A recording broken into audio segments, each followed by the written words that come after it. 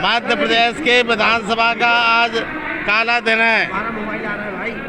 इतिहास में किसी सरकार के द्वारा, और वो भी संसदीय कार्य मंत्री माननीय नरोत्तम मिश्रा ने आज संसदीय परंपरा की धज्जियां सदन के अंदर माननीय विधानसभा के समक्ष पूरे सदन के सामने नियम प्रक्रिया से जो कार्रवाई संचालन नियम है उसको विपक्ष के मेरे ऊपर और मेरे साथियों पर फेंक के मारा, लेकिन वो सामने नीचे गिरी। इस तरह का अमर्यादा, इस तरह का घृणित कृत्य आज तक किसी भी सरकार के द्वारा किसी भी विधानसभा में नहीं किया गया।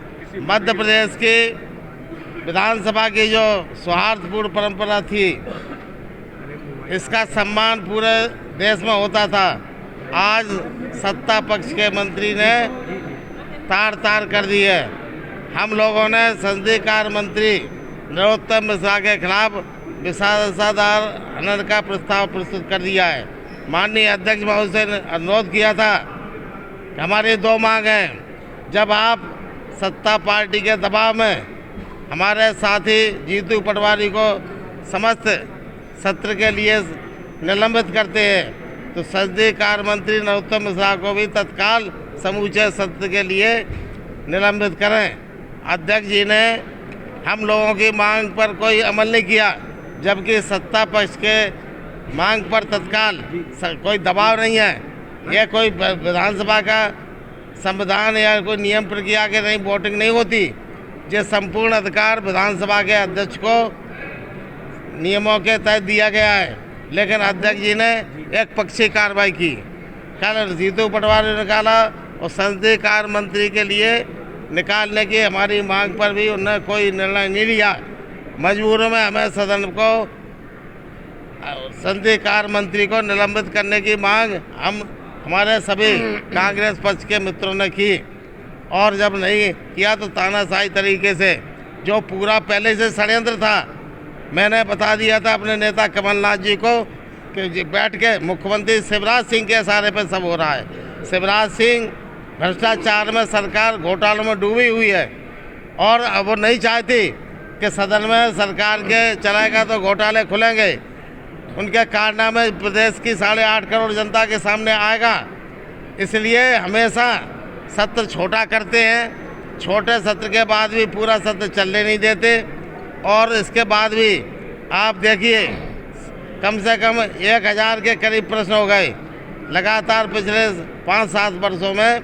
जहां भारतीय जनता पार्टी के विरुद्ध, जहां मंत्री के विरुद्ध अगर कोई भ्रष्टाचार का प्रश्न आता है तो पहले ही तो विधानसभा से गायब कर दिया जाता है, सत्र में आता ही नहीं है चर्चा में, और जब आ भी जाता है तो लिख दिया जाता है कार्रवाई बाद में दी जाएगी, जानकारी बाद में प्रस्तुत की जाती है। वो जानकारी आज तक प्रस्तुत हुई नहीं।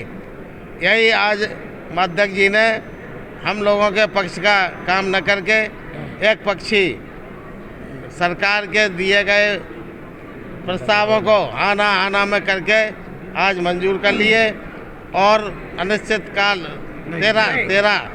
13 मार्च तक के लिए विधानसभा स्थिर कर दी।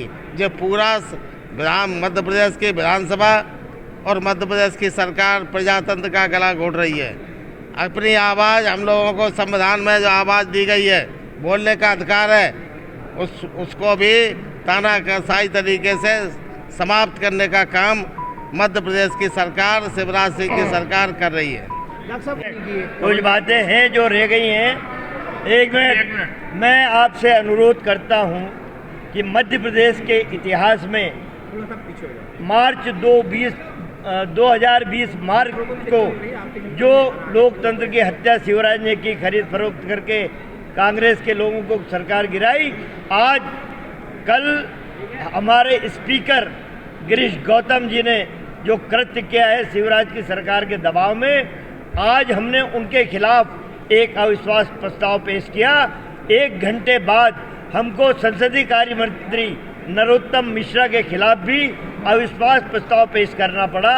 ये मैं आपसे कहना चाहता हूँ, आदरणीय साथियों, लोकतंत्र के प्रहरी हैं। एक व्यक्ति जब सरकार की पोल खोलता है जीतू पटवारी के रूप में, तो सरकार मुंह छुपाती फिरती और निलंबित कर दिया जाता है।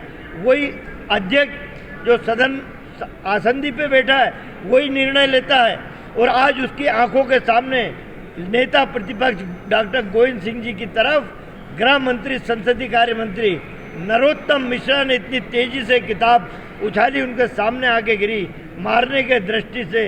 ये काले दिन मेरा ये कहना है कि एक तो स्पीकर को जब उसके खिलाफ अविश्वास प्रस्ताव पेश हो गया, उसे उस कुर्सी पे बैठने का नैतिक अधिकार नहीं था।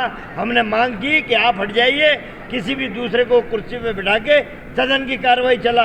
हम कार्रवाई चलाना चाहते थे, लेकिन ये बीजेपी के लोग, आज राष्ट्रपति द्रौपदी मुर्मू आई हुई है, ये इन सब को उसके कार्यक्रम में जाना था, इसलिए षड्यंत्र पूर्वक नरोत्तम मिश्रा ने जान करके बाबा साहब के लिखे हुए अंबेडकर के संविधान की किताब हमारे नेता प्रतिपक्ष की तरफ उछाला है।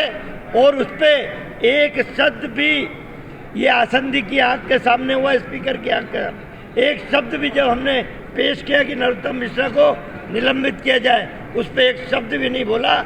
इस तरह ये लोकतंत्र की हत्या कर रहे हैं। हम भी डटे हुए हैं, इन लोकतंत्र के हत्यारों को हम छोड़ेंगे नहीं। आपके ऊपर